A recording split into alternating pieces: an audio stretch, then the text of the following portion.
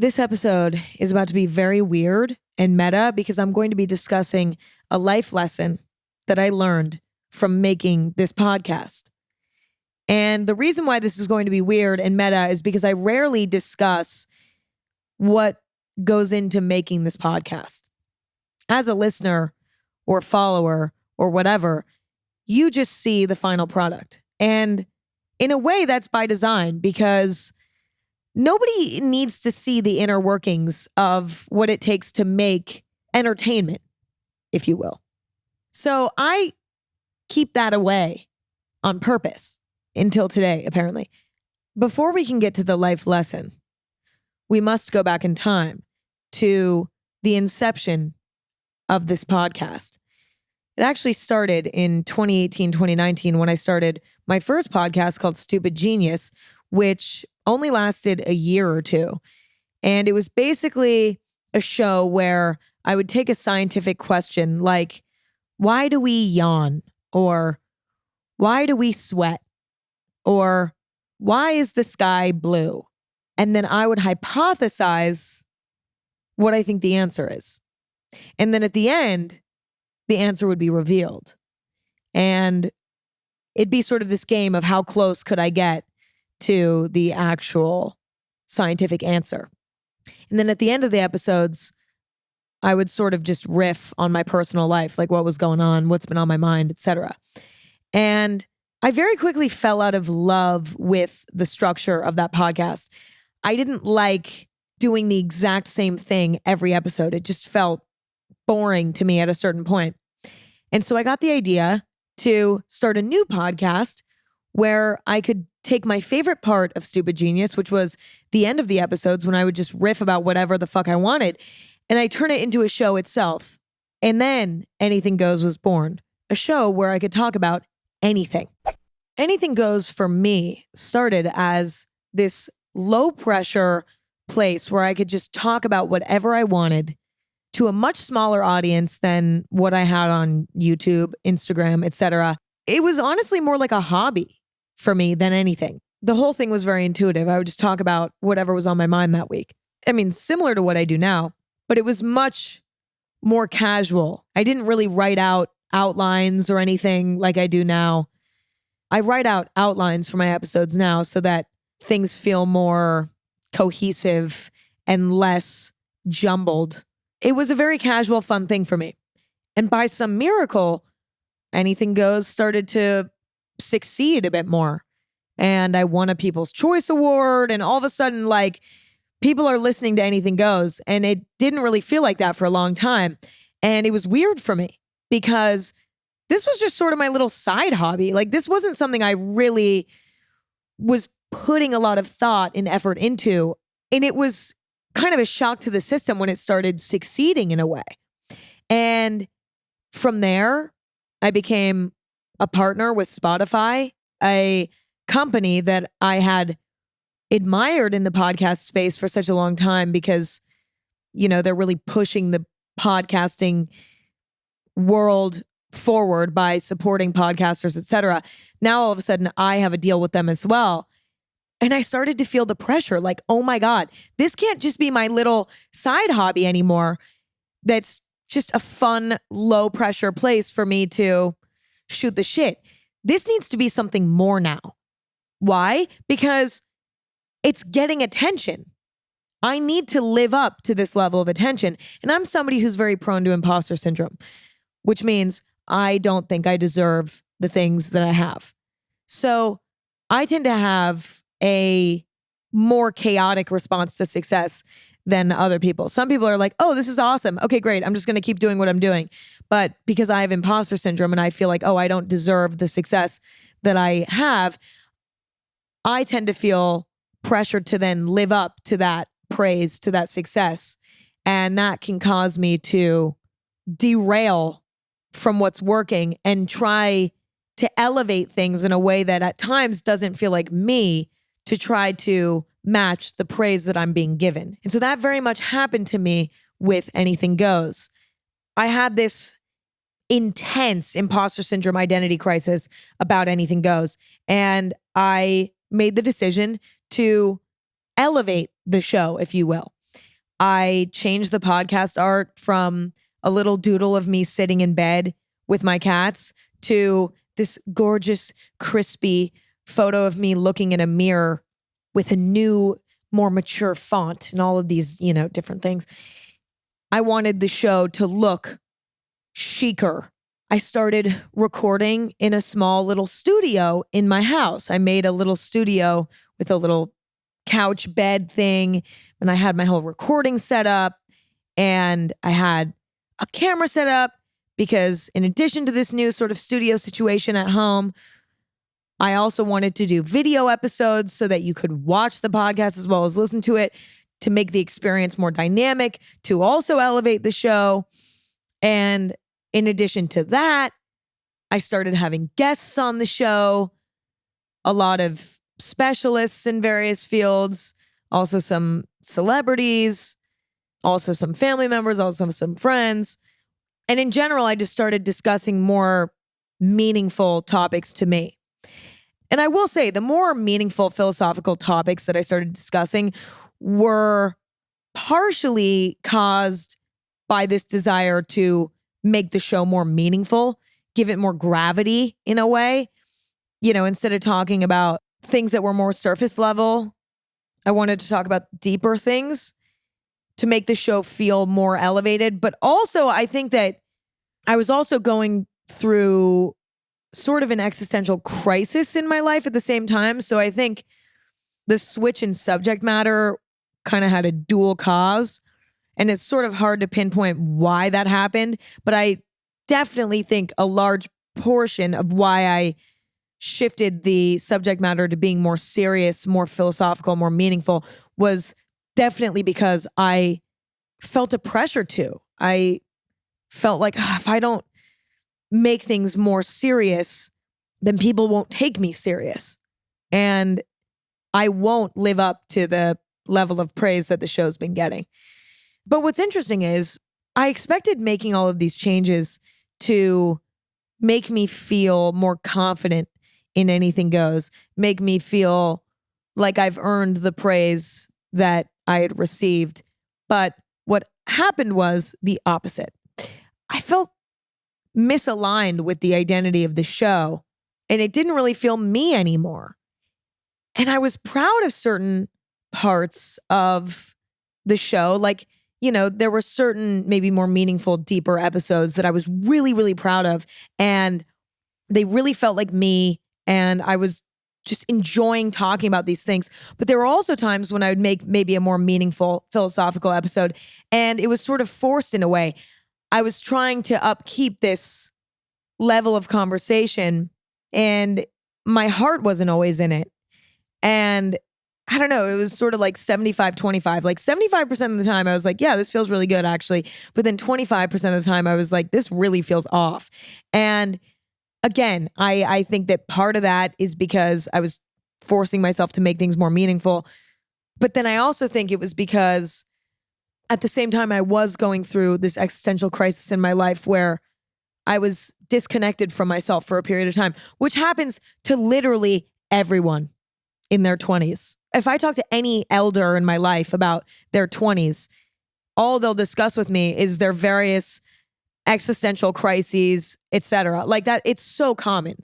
So I remain unfazed by that fact, but it did impact some of the episodes. They didn't feel quite right. They didn't feel quite me. And I also started to notice that, recording episodes by myself with the camera on was starting to psych me out. Like, for some reason, I was having a negative psychological reaction that I did not anticipate to having the camera on for all of my episodes. I had lost this feeling of intimacy with the microphone. What I loved so much about podcasting when I first started was the fact that there was no camera on me, was the fact that I was just talking into a microphone like I was talking on the phone with a family member or a friend or whoever. I had lost that feeling of being on the phone because the camera was on. It's similar to like being on FaceTime versus talking on the phone. I recently experienced somewhat of a long distance friendship, shall we say. And I was talking to this person a lot on FaceTime, right?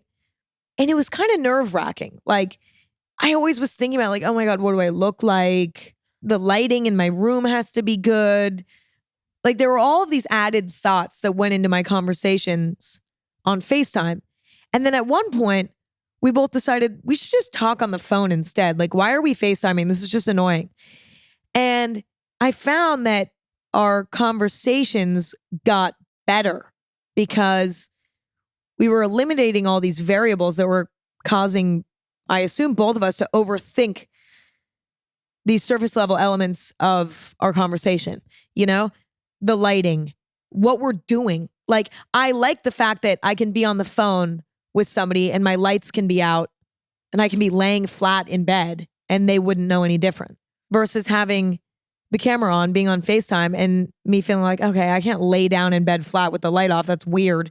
They see that. Do you see what I'm saying? So it's the same vibe with podcasting. I found having the camera on for solo episodes for me, it just doesn't work as well. I don't feel as disarmed. I don't feel as open. I'm thinking about too many other things. I'm distracted by the bright light that's in my face when I'm talking. I'm concerned about whether or not the video camera's turning on or off. I miss the simplicity of just talking into our microphone and that being what a podcast is. And I realized that the desire to elevate in that way didn't really make sense for my solo episodes. For interviews, sure. I don't mind having the camera on. For some reason, the conversation that I'm having with the person I'm having a conversation with is distracting enough that I'm not paying attention to the cameras. But I mean, I also think too that my interviews I do at the Spotify studios and there's other people taking care of the cameras and the lighting and all of these things. So I'm not really paying attention to it. But anyway, I realized that desire to elevate didn't really make sense for me at all. And when it comes to having guests on, I do love talking to people. And so I think that's a part of Anything Goes that I want to keep going. But I even have my doubts about how I want to do that. And I'm still sort of figuring that part out. That's the least figured out piece out of everything. But all of this to say, I realized that I had tried to fix something that was not broken. And that brings us to the quote that came to my head when I realized all of this, which is, if it ain't broken, don't fix it. Or if it ain't broke, don't fix it, whatever. We've all heard the quote. We've all probably pinned it on Pinterest at least once in our lives. If it ain't broke, don't fix it, whatever. We've heard this. We know this. And I think in the case of my podcast, this was very true. It wasn't broken. It wasn't broken at all. But I tried to fix it anyway. And it led me to a much more confusing place. However, I don't regret any of it. I don't regret any of the changes that I made. And the reason for that is because I would not have learned this lesson otherwise. I let my imposter syndrome get the best of me. And I let my imposter syndrome let me do things that were not organic to me. And the only way to learn from that was to pay the price. What was that price? Number one, feeling uncomfortable and dissatisfied in the creation of it on a daily basis, not feeling fulfilled by it. That was one price I paid. Another price I paid was receiving more criticism about my podcast. Some of it fair, some of it unfair, as with most internet criticism. But I got a lot of criticism on the show for a period of time. And that was really uncomfortable for me and challenging for me. And again, some of it was completely valid and very helpful and very constructive. Some of it was just mean. But both sides of the criticism both apply as a negative consequence to my action. And last but not least, I felt embarrassed. I felt embarrassed and almost like, oh my God, well, I made this choice to pivot the show to this new sort of thing. I'm embarrassed to turn back and put it back to what it was because it's almost an admission of failure.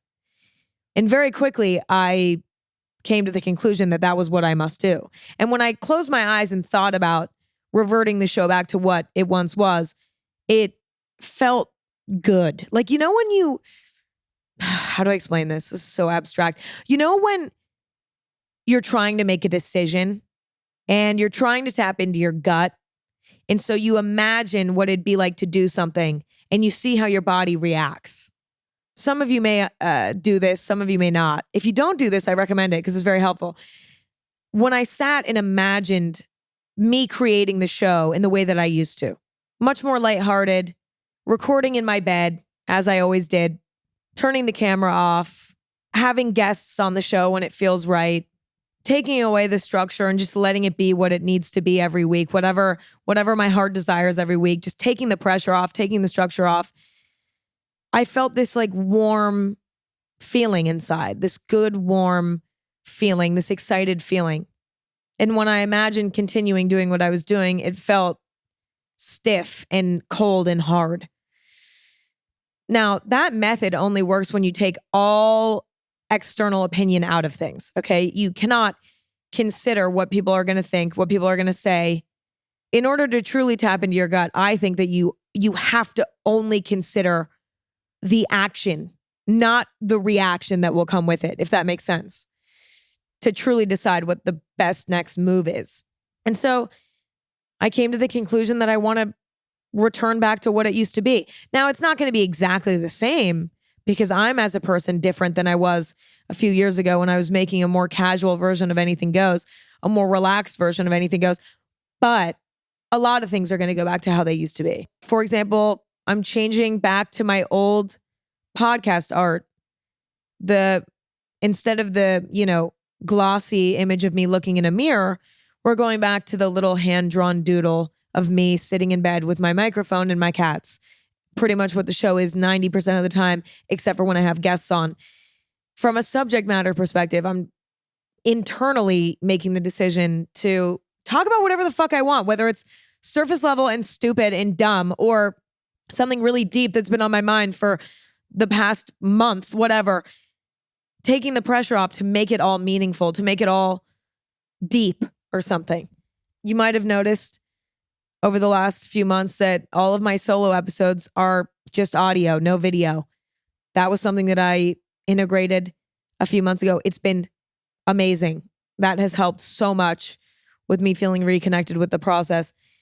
And when it comes to having guests on, I'm just trying to be as intuitive as possible about who those people are and what those conversations are like. And I'm still sort of figuring out what that's going to look like because I don't know yet. And maybe at some point I'll decide, I actually don't really like having guests on the show and it's not really something that's working for me. And I couldn't figure it out and it just doesn't work and blah, blah, blah. All of this to say, I learned from this that in many scenarios in life, if it isn't broken, don't fix it. And I used to have sort of an aversion to this quote because I really didn't believe it to be true. I think there are times when things aren't broken, but you should fix them. But as with all one-liner quotes, there's always nuance and you can't take it at face value. Like this quote doesn't really make sense when something in life is technically intact, not broken, but you're still striving for more. There's an internal hunger for more. And that internal hunger is not rooted in what other people are saying or the success or lack thereof that you're experiencing. It's rooted in gut instinct, in genuine passion and desire for more. Just because something isn't broken doesn't mean that there isn't more out there to strive for. It comes down to where your motivation is coming from. If your motivation to fix what is not broken is simply the desire to find personal fulfillment, then I think it's fully rational and fair to fix something that's not broken. But I think that this quote does apply very well to a similar situation with a different motivation. There are many times in life when we feel the desire to fix something that's not broken because of external forces, success or the lack thereof, other people's opinions, societal beliefs that are being forced upon us at times. And that's when I think that this quote really applies, is when we're trying to fix something that's not broken for someone other than ourselves. And it's very hard to figure out when that's happening, because we can lie to ourselves very effectively and convince ourselves that we're doing things for us. But if we were to dig deeper into the thing that we're trying to fix, we would discover that we actually don't want to fix it. We're fixing it for someone or something else.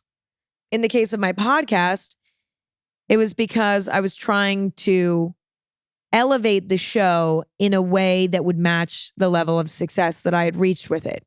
And in addition to that, I wanted people to take the show seriously. So I felt like it needed to have more depth and more meaning in order to gain that respect from people, which was not true at all. There's so many gray areas with this, because the quote, "If it's not broken, don't fix it," to me, can at times be almost a limiting belief. And that's my hesitation to, like, I don't know, get it fucking tattooed on my body somewhere or something, or say it too loosely, because I do think that at times it can actually be a limiting belief. It can be like, no, you should settle for things that are working in your life because it's not broken. There's nothing really wrong with it. But then that limits you. That prevents you from going out and striving for bigger, striving for better. And at times that can be a really great thing. But I would say majority of the time, when we want to make a big change, we want to fix something that's not broken, a lot of times it is because we're not making that choice for us. We're making that choice for someone else, something else. And that's when it's bad. A good example of a scenario where the quote does apply would be maybe in a romantic relationship. And you're actually really happy in this relationship. The relationship is good. Your partner checks all of your boxes. They're supportive, they're honest, they're loving, they're kind, they're smart, they're hardworking. Like, they check all the boxes. But maybe when you look around and you see your friends' relationships, you see something that you wish you had. Maybe one of the couples that you're friends with laughs a lot more than you and your significant other. Maybe another couple that you know seems to have just this like air of deep romance that you wish you had with your partner. And you're comparing yourself to these other couples, and it makes you look at your own situation, though it being very much not broken, and judge it irrationally.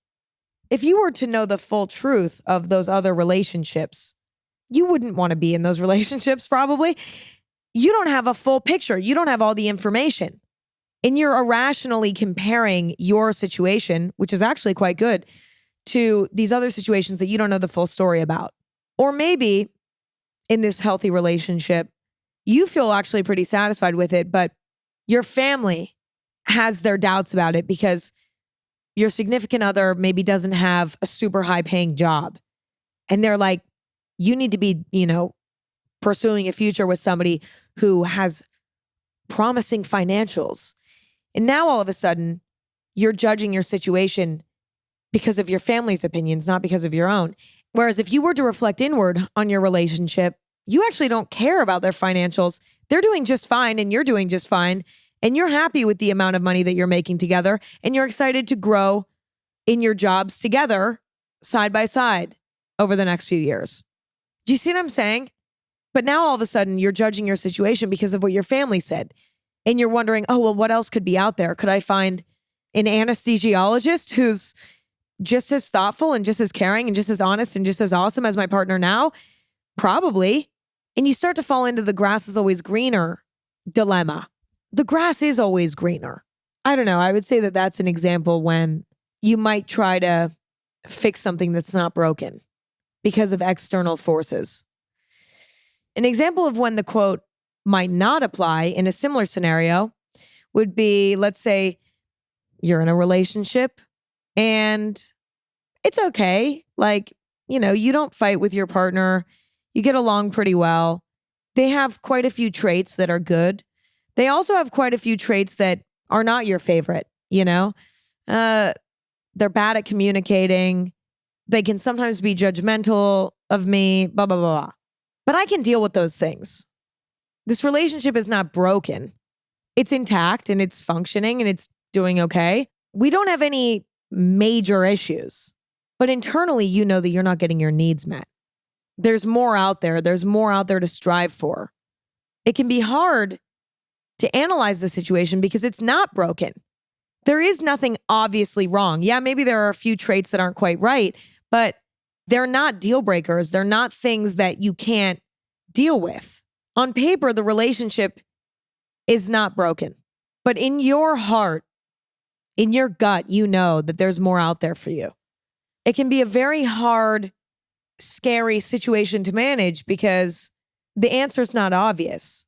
If nothing is obviously wrong and you can't pin it as being broken, it's so much harder to make a decision. And it's in those moments that you need to ask yourself and yourself only, do you want to fix this even though it's not broken? And by fix it, I mean ending the relationship and finding something new. Fixing your love life, if you will, even when it's not broken. It's incredibly challenging because no relationship is perfect. But if in your heart of hearts, you know that there's more out there for you, you might go and fix something that's not broken. Do you see what I'm saying? Hopefully those were good examples. And they might have been horrible. And so in some ways from this experience, I learned that if it isn't broken, I shouldn't try to fix it. For the most part. In some situations, it would be nice if quotes like that could apply to everything in life. So you could just, start to build sort of a manual for how to live your life. Unfortunately, that is not how that works. But I think that it was an important lesson to pay attention to why I'm making the changes in my life that I'm making and who they're for. Because if they're not being made for me, then they're being made for someone or something else. And that is never the right reason to make a decision. We do need to be selfish in a way. And honestly, that's like probably the best piece of advice I've ever been given. And I don't even remember who gave it to me, probably my dad, which is you have to make decisions for you. And what that means is you have to make decisions that lead you to a happier life, to a more fulfilled life. Not a happy life, because life is full of ups and downs, but a happier life and a more fulfilled life where you feel connected to what you're doing and inspired by what you're doing.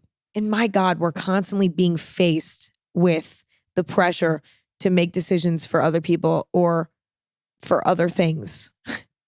Like, there are things that you can do to guarantee success in life, but are those actions going to make your life happier or more miserable? For example, being a doctor is going to make you a lot of money, but do you have a passion for medical science? Do you want to go to school for 10 years? Is it worth it for you? Is that your passion? Like, you know what I'm saying? Or would you rather take a risk and maybe major in something that guarantees less success, like maybe going into journalism? But that's something that you're passionate about. That's something you want to study. That's something you want to go do. Do you see what I'm saying? So we're constantly being faced with more guaranteed success or more happiness in life.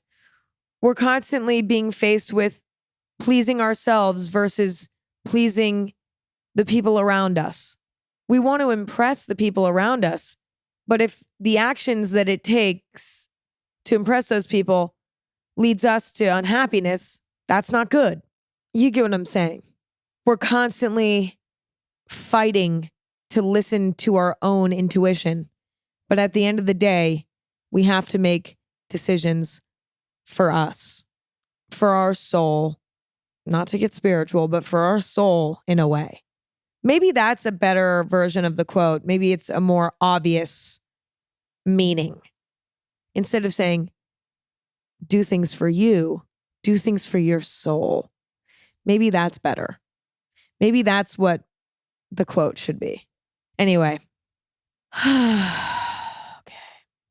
Well, that's all I have for today. That was just a real jumble of God knows what. So hopefully you understood what I said and got something from it. Whether it was just background noise while you fold your laundry or it was something that really resonated with you today. I hope that you enjoyed it regardless. I appreciate you more than you know for listening. New episodes every Thursday and Sunday of Anything Goes. If you want to tune in and hang out with me some other time.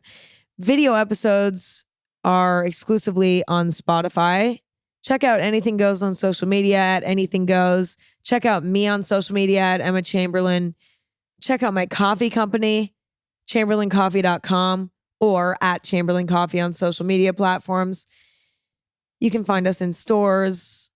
Check out the store locator on chamberlaincoffee.com or order directly to your door on chamberlaincoffee.com.